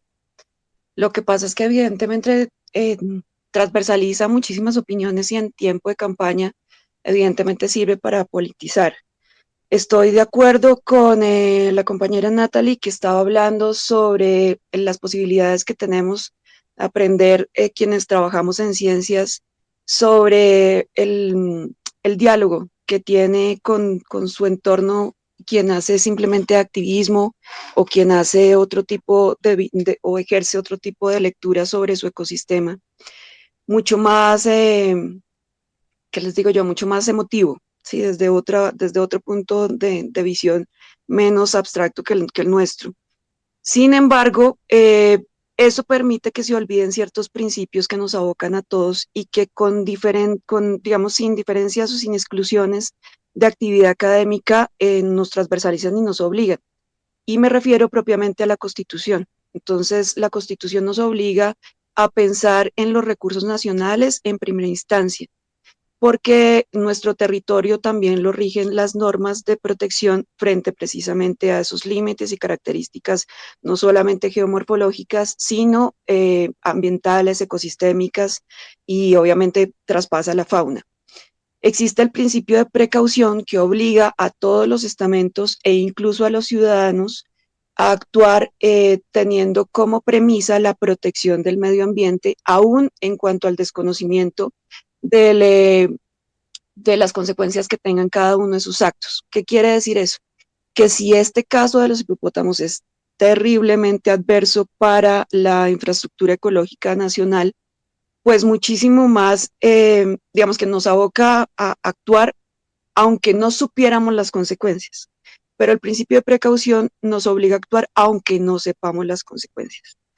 Todo ello pues conlleva a una simple falta, a una negación de la norma por parte de los tomadores de decisión, más que todo porque nadie quiere tomar precisamente el papel de la mano izquierda de Dios, ¿no? Nadie quiere verse como el malo, nadie quiere enfrentarse a hacer cumplir la norma por encima de las miradas subjetivas que tengamos todos. Voy a retomar una palabra que dijo Jorge, y es que me parece importante que todos recordemos que en la naturaleza nosotros la transformamos y le damos unos criterios muy antropocéntricos y entonces le otorgamos una eternidad que no existe en el entorno natural. En la naturaleza también existe la muerte, también existen los controles. Cada especie tiene un controlador biológico. Y nosotros que estamos en esa cúspide, pues se supone que somos nuestro propio controlador biológico y debemos por eso hacer ciencia, ¿no? Para poder evitar consumos, para poder mejorar prácticas de vida, para poder alterar menos en nuestras actividades diarias a las demás especies. Pero la muerte es una realidad y la caza es una realidad. Puede que la hagas tú o la haga otra especie. Nosotros seguimos siendo una especie más. Y totalmente de acuerdo con el resto de opiniones en que hay que hacer una actividad y un proceso mixto que involucre varias técnicas. Evidentemente esto no se puede volver o no se puede replicar lo que pasó hace 10 años, ¿no? Que es esta cacería a modo de show que resta precisamente el concepto moral y ético del procedimiento técnico. Y evidentemente es lo que le da razones a la gente para sentir el dolo por la muerte. Y tienen toda la razón, que además me parece muy bello que en este momento estemos hablando de primar la vida por encima de la muerte. Lo que sí no podemos es desdibujar el equilibrio natural, porque en la naturaleza existen las dos cosas. Y tampoco podemos poner de lado la Constitución colombiana frente a nuestras miradas subjetivas. Si bien la Constitución y las leyes son dinámicas y permeables, sí es un eje rector para cada una de nuestras actividades y no se puede tampoco legar responsabilidades, ¿no? El gobierno y el ministerio lega responsabilidades sobre los científicos y los científicos no somos otra cosa que civiles. Podemos dar los insumos, y los civiles, hablo digamos, de los activistas en este caso, también pueden dar insumos éticos, ¿no? Que no son menos valiosos que los científicos. Pero en toda esa congruencia debe llevarnos a aplicar la norma. Y la norma es muy clara y el principio de precaución es muy claro. Y existen cotas de caza y existen técnicas también para manejo de especies invasoras y no se le puede poner otro título a una especie que no es foránea, es invasora. Y se debe recordar, y soy incisiva un poco en el tema, es que lo que prima para cada estado es la protección de sus recursos, porque si no existe esa protección por parte de cada estado, pues simple y llanamente tendríamos un desorden que nos transversalizaría, ¿no? Como continente. Entonces, pues, creo yo que a lo que aboco es al cumplimiento de la norma. Muchas gracias, Constitución. A ti primera, mantente por si cualquier diálogo. Y tocaste al final un tema que fue noticia hace poco con el ministerio y es el tema de que ya, no tengo claro, ya salió la decisión de que son considerados. Jorge de pronto tiene esto más claro y de pronto nos puede especificar mejor, digamos a un nivel más técnico, qué es una especie invasora, que Ok, no es tan necesariamente. sí, hay ay, el micrófono que llega eso. ¿Cómo es que se llama? Bueno, una especie invasora. La gente, o sea, lo que pasa es que la gente a veces es complicado porque el concepto de especie invasora es un concepto que surgió en la ecología y en la biología de la conservación. Y, y, y no solamente refiere a animales, sino también a especies de plantas. Cuando uno mira un ecosistema, pues hay como unas dinámicas entre los organismos del ecosistema que de hecho es una de las cosas que invalidarían este argumento animalista de los intereses, porque pues los intereses de los individuos dentro de un ecosistema se oponen y a veces son diametralmente opuestos. La presa no quiere ser comida y quiere reproducirse, el depredador quiere comerse a la presa, y esa sola relación trófica ya es opuesta a la relación entre un parásito y su hospedero, también es de intereses opuestos, pero en últimas, a nivel del ecosistema, todo ese tire afloje entre todas las especies y a veces que también no solamente es tire afloje, algunas cooperan entre sí o se benefician mutuamente, todo eso constituye todo un entramado que es la dinámica como biológica del ecosistema. ¿Mm? Entonces, nosotros por capricho hemos movido seres vivos porque nos parecían bonitos o porque eran parte de nuestros sistemas de producción de comida. Los hemos movido de un lugar a otro y a veces cuando los movemos de un lugar a otro llegan a un punto en que las interacciones que existen en ese ecosistema no pueden controlar su población de la misma manera que se hacía, digamos, en sus ambientes originales. Entonces la mortalidad se vuelve muy baja, estos animales empiezan a tener, o plantas empiezan a tener mucho éxito, y cuando tienen este éxito desmesurado, pues desplazan a otros seres vivos, les quitan recursos y empiezan pues, a reproducirse sin control y a expandirse a nuevos territorios. Eso es lo que les decía en el caso de los hipopótamos. Son cumplen esas dos condiciones que forman las especies invasoras. Pero además, las otras dos condiciones que definen una especie invasora es, bueno, que afecte a otros seres vivos. Entonces, pongamos el caso, por ejemplo, de los gatos en Australia.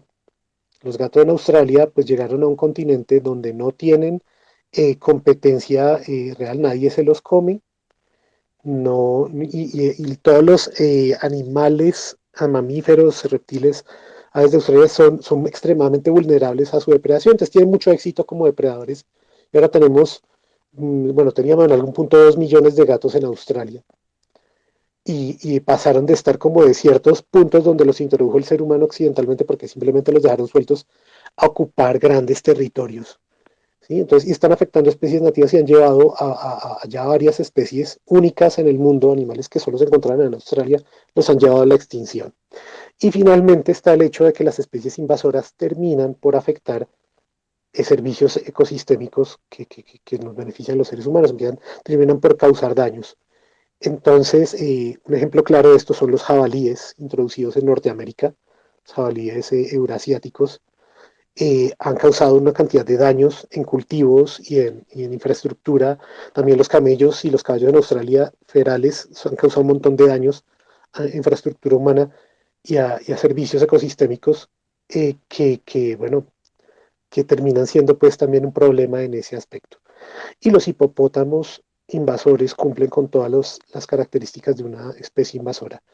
Ya sabes, se están reproduciendo un montón, se están expandiendo en territorio y están, por ejemplo, el trabajo de Turing y colaboradores muestra que estos animales cuando se instalan en las ciénagas modifican toda la química de las ciénagas y la sedimentación y incluso hasta la fauna de microorganismos acuáticos resulta afectada y bueno, y eso va en cascada hacia arriba, ¿no? Porque va a afectar los peces, va a afectar otras cosas al interior de las ciénagas, ¿no? Y obviamente los hipopótamos invasores están causando problemas a las poblaciones humanas. Hay un historial de ataques a seres humanos, o sea, solo hay 2 personas que han resultado heridas, es cierto, que eso es lo que resaltan los animalistas, solo 2 en 40 años, pero lo que no les cuentan es que hay un montón de personas que han sido atacadas, correteadas. Hay muchos lugares donde los pescadores ya no pueden hacer sus faenas de pesca a menos que tengan una lancha de motor. Eso ha hecho que muchas personas de bajos recursos que se dedicaban a la pesca estén buscando, se hayan como desplazado y han tenido que buscar otras opciones porque si no se arriesgan a que los destroce a dentelladas un hipopótamo. ¿Sí? Entonces, en últimas hay afectaciones socioeconómicas, ¿no? También hay, bueno, cultivos destruidos, reses muertas, cercas dañadas y todo eso, ¿no? Entonces, los hipopótamos cumplen con esos cuatro parámetros de una especie invasora que, insisto, hay gente que está promoviendo el discurso de que es un término peyorativo y que entonces que es la cosa de se trata de ofender y de hacer ver como malos. No, la especie, el término especie invasora es un término de la ecología de la conservación que ya se definió hace décadas. La Unión Internacional para la Conservación de la Naturaleza tiene un comité internacional de especies invasoras y existen muchos ejemplos alrededor del mundo de plantas y animales que están causando esos problemas de invasiones biológicas, ¿no? Entonces no se dejen, eh, conozcan el tema y no se dejen desorientar por aquellos que hablan que usar la palabra invasor es un discurso de odio o que debemos usar otra palabra o que empiezan a usar neologismos como, bueno, hay unos neologismos que han inventado para no decir especies invasoras y equiparar a estos animales. Incluso conozco un caso en el que han tratado de equiparar las plantas invasoras, caso muy inusual, de equipararlas con refugiados extranjeros que están sufriendo discriminación, que lo cual me parece un poco traído de los cabellos. Entonces, eso es lo que es una especie invasora, ¿no? Los cuatro requisitos. Crece su población, se expande a nuevos territorios, afecta a otras especies, puede llegar a causar la extinción de otras especies y daña servicios ecosistémicos. Gracias. A ti, Jorge.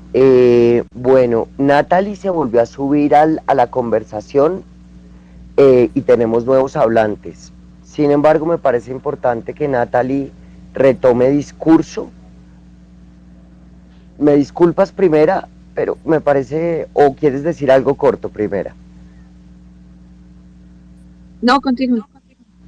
Bien, entonces me parece importante que Natalie pueda retomar.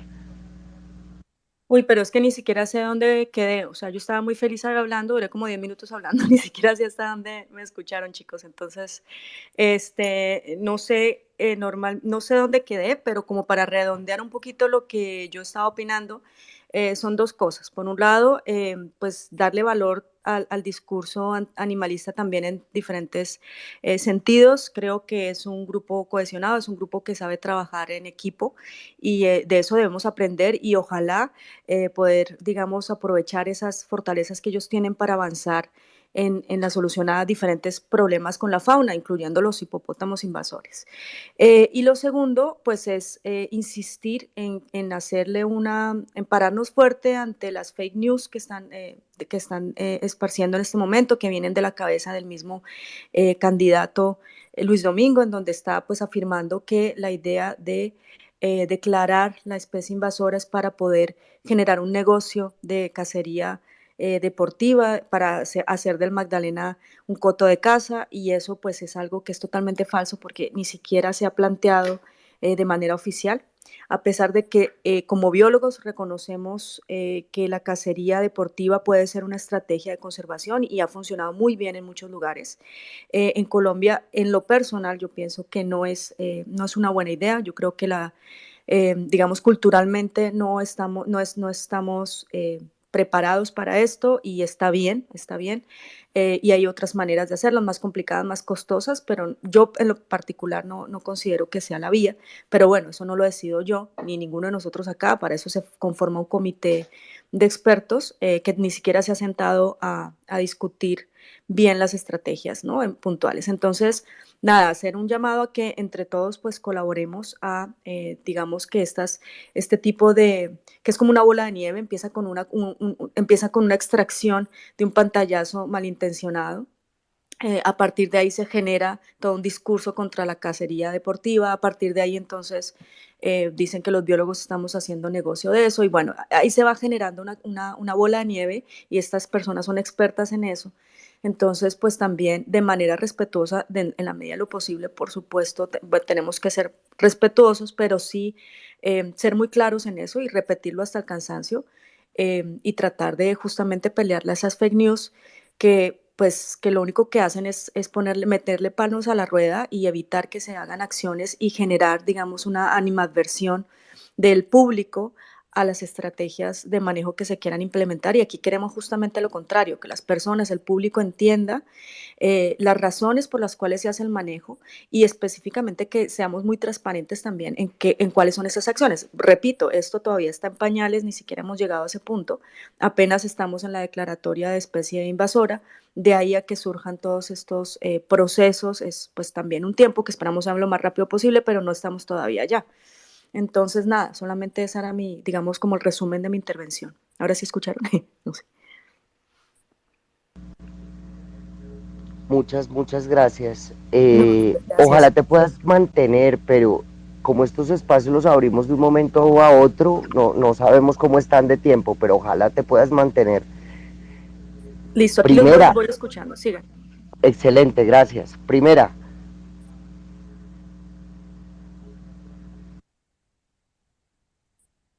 Gracias. No, quería referirme a un tema que Jorge abrió y es que, bueno, la visión de nosotros siempre es muy egocéntrica. Nosotros creamos el problema en primera instancia, digo nosotros como especie, y por eso tenemos que mediar para resolverlo. Pero no estamos pensando en ningún momento en el ecosistema o en las especies o en los animales. Realmente el discurso también em, un poco exaltado y viéndolo desde la otra orilla del activismo del animalismo, pues transcurre por el concepto y el principio que se considera como propio de ética, ¿no? Pero visto desde el humano, no desde el ecosistema, no desde los animales, no desde sus necesidades ni de sus requerimientos. Entonces sigue llevándose el discurso antropocéntrico en la misma línea de cuidar nuestros intereses, pero no estamos velando por los intereses del ecosistema en términos generales, ni de las especies, porque si nos dedicamos a una es tanto como decir, hay animales, digamos, que en ciertas especies tienen privilegios, ¿no? Y en nuestra especie, digamos, la tienen aquellos que son blancos o que cumplen ciertas características, ¿cierto? Y sabemos que hay minorías que no tienen de pronto las capacidades para defender sus necesidades o sus derechos dentro de nuestra especie. Dentro del resto de especies y en nuestro ecosistema existe lo mismo. Y lo que pasa con los hipopótamos es que están en este momento en un lugar de privilegio, porque se volvieron carismáticos, porque otra especie los está poniendo por encima de las demás en derechos y esa otra especie que los pone por encima somos nosotros, bajo una lectura totalmente ajena a lo que tiene que ver al equilibrio natural.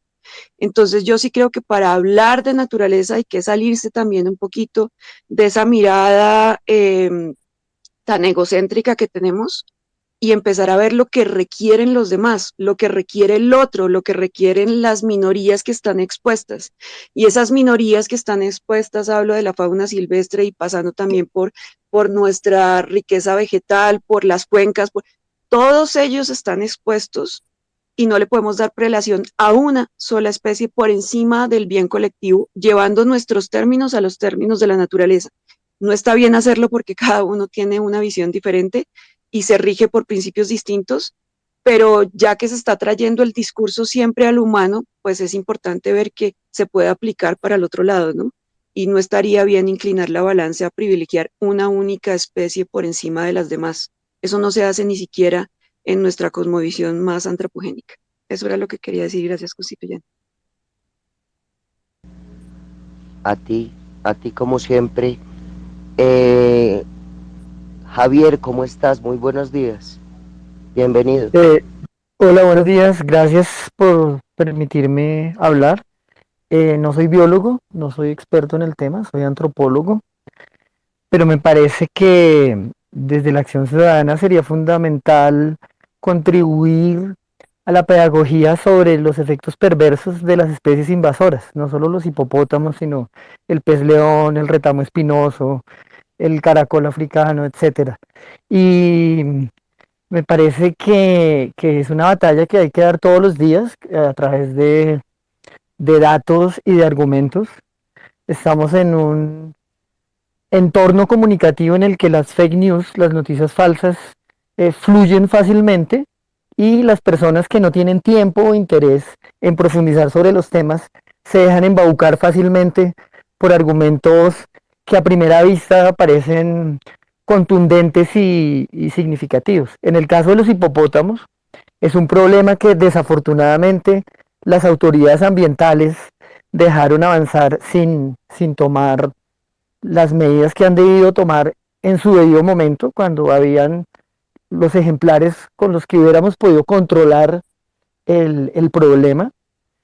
Y ahora que es un problema fuera de control, siendo un animal de las características del hipopótamo, me parece que es fundamental lograr un consenso a nivel nacional y con el apoyo de autoridades ambientales mundiales, no sé, con los argumentos necesarios, de que hay que controlar estos hipopótamos, no, y con medidas realistas. Cuando yo leo o escucho animalistas furibundos que proclaman que no los podemos, por ejemplo, la solución de la cacería deportiva podría ser una solución, ¿por qué no?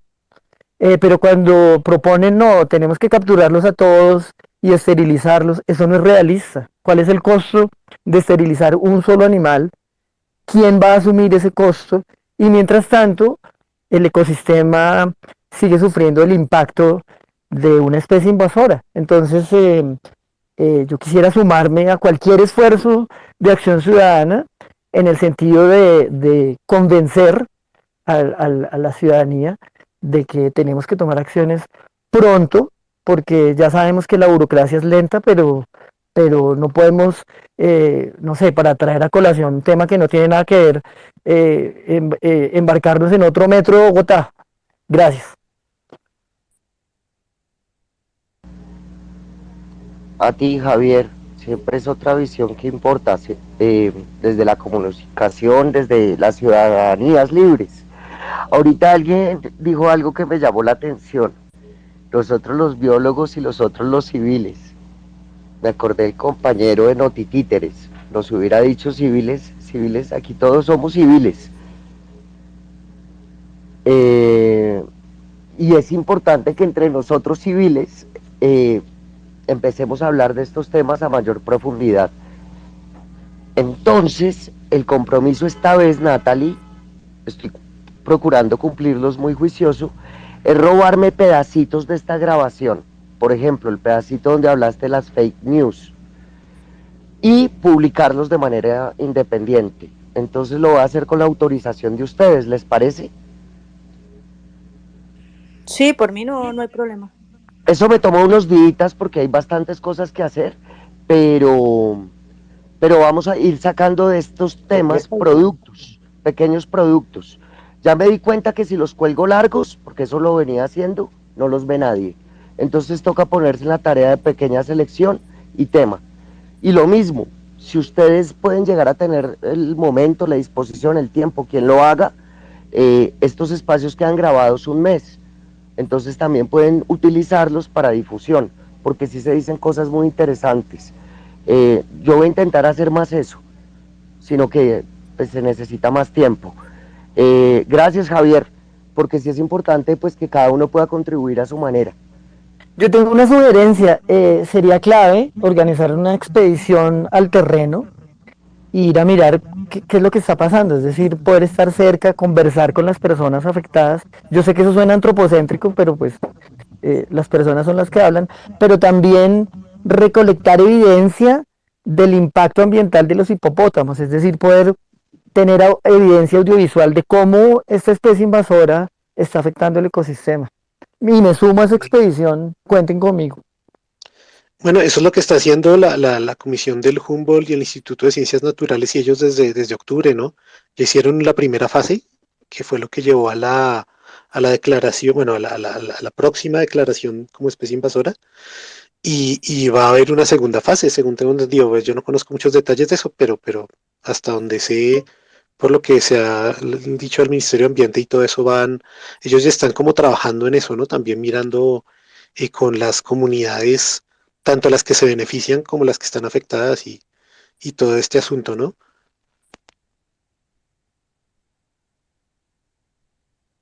Buenísimo, voy a averiguar en el Humboldt, gracias por el dato.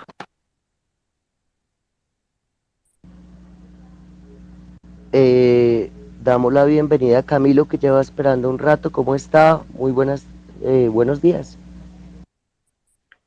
Buenos días.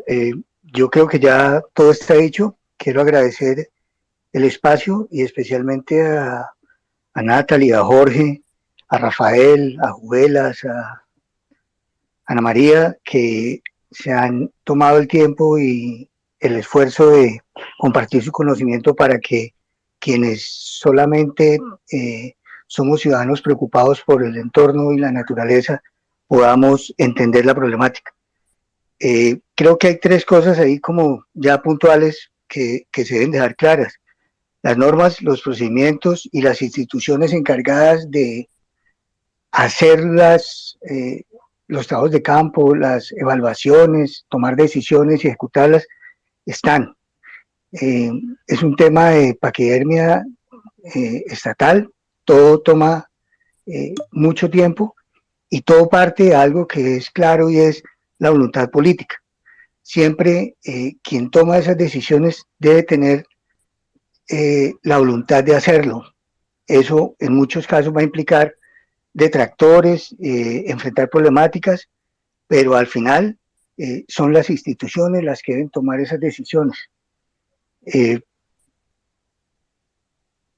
Creo que lógicamente en una interacción con la comunidad, esas aplicación de políticas públicas desde un solo lado históricamente no han funcionado, y creo que nosotros como comunidad lo que podemos hacer es acompañamiento y presión ciudadana y seguir haciendo esa interacción. Gracias. A su merced, muchas gracias. Se volvió a subir Catalina, bienvenida, pero en este momento le doy palabra a Uno. ¿Cómo estás, Uno más? Muy buenos días. Ay, un Saludo segundito. a todas y a todos. Y Perdóname, no, discúlpame. Javier, Camilo, discúlpame. Javier, Camilo, ¿pueden cerrar el micrófono, porfa?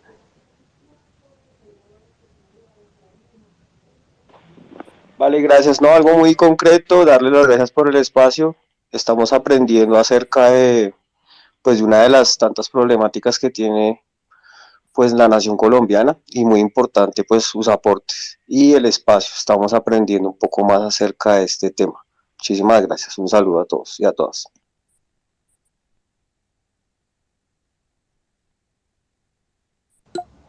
Gracias. Acá también me llama la atención un detalle con la participación como un poquito general que hizo Uno, y es que hay veces también estamos poniendo el activismo en un solo lugar, como si solamente fuera pues me da la impresión a nivel de diálogo, puede no ser así, pero como si solamente el activismo correspondiera a la defensa propiamente de un animal o de la defensa animal.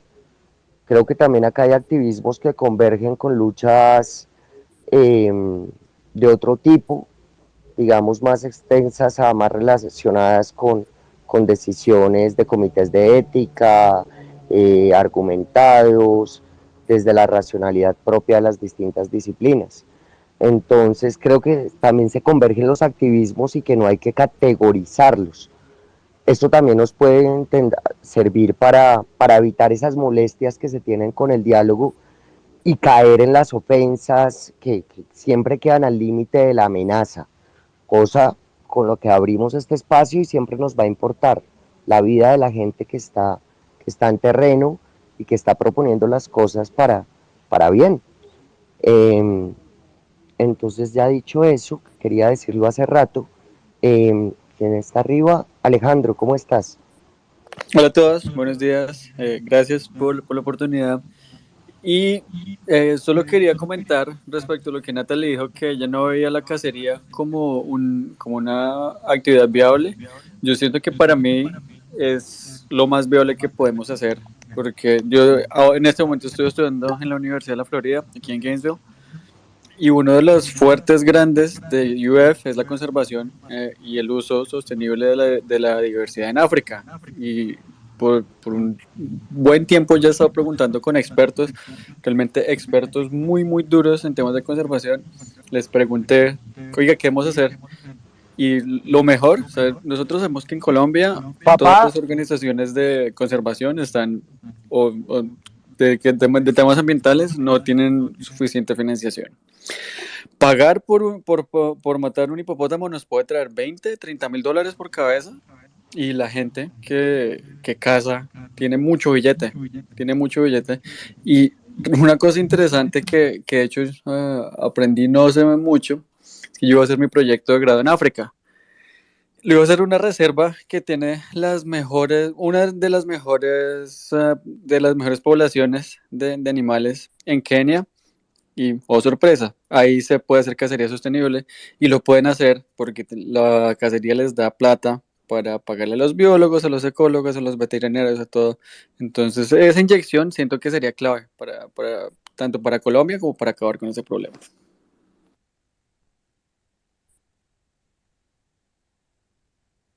Gracias. A mí me parece interesante la postura de cómo se ve este asunto desde, digamos, desde otras latitudes, ¿sí? Eso también es interesante y creo que este espacio se enriquece en ese sentido.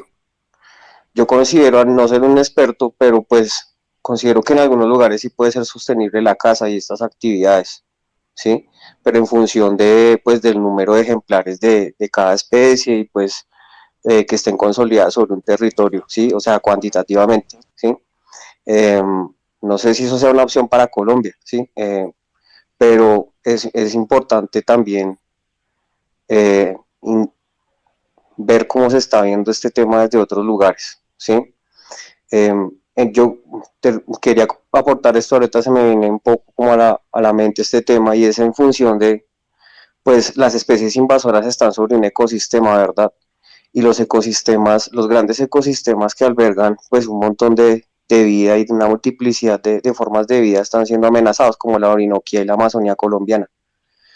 Yo tuve la oportunidad de vivir en el sur del Caquetá, en la cuenca media y baja del río Caguán, colindante con el norte del Putumayo.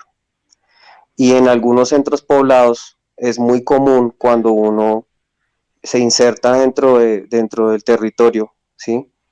Ver que hay una cantidad pues de sustracción digamos, de la biomasa, ¿sí? De la vegetación, de los bosques, de la manigua, como le dicen en esas partes de Colombia, que son los humedales del Amazonas. Entonces, cuando uno recorre esas vías para llegar de pronto a algunas instituciones educativas, que era mi labor, empecé a observar que hay una cultura eh, en la cual el finquero quiere tener una vista panorámica del territorio y no quiere ver, entre comillas, el monte, ¿sí? Que no le distraiga su mirada y que eso quede como una postal, ¿sí? Eso en esa zona del Bajo y Medio Caguán, eso es muy común, ¿sí? Entonces el dueño, el finquero, pues pela mucho monte, ¿sí? Pela muchísimo monte, y las fincas allá son muy grandes, muy grandes. Entonces la extensión de deforestación, pues por ese motivo también es enorme, ¿sí? Y es verdad, es totalmente cierto que la salida de una gran número de excombatientes de las FARC en esas zonas hizo que hubiera una ley del monte no escrita, y entonces pues la deforestación está avanzando de una forma brutal. Las quemas inclusive ahorita lo están reportando desde satélites, están reportando referenciadamente esos puntos calientes, y efectivamente la Orinoquía, la Amazonía colombiana, y bueno, otros ecosistemas como también la Sierra Nevada, entonces se están presentando unos puntos calientes que pues es una muestra pues de las consecuencias de la deforestación, ¿sí? Entonces, e incluso hay que decirlo, muchos colonos que vienen haciendo su periplo desde el centro del país, por el Tolima, por el Huila, por el Caquetá, por el Putumayo. Ellos han venido, esa práctica colonizadora pues también es abrasiva con el medio ambiente, sí, es agresiva en exceso. Entonces, por eso el Caquetá está ahí subdividido en dos partes, el piedemonte caqueteño, que es el norte, que es la zona más colonizada del departamento, y el sur, que vendría siendo la zona la menos densamente poblada, la más inaccesible, donde solamente el río, los grandes ríos del Caquetá son los que proveen el transporte para llegar a aquellos lugares, sobre todo inspecciones y centros poblados. Son zonas rurales de grandes municipios del Caquetá, porque el Caquetá tiene pocos municipios, pero con una extensión de territorio bastante grande. Entonces, un chico que no tiene, que está en precariedad laboral en estas zonas, pues le queda muy fácil recibir una motosierra e irse a tumbar el monte por 2 millones de pesos mensuales, ¿sí? Es tentador para ellos cuando las opciones de ascensión social o de trabajo de pleno empleo son nulas, ¿sí? Entonces,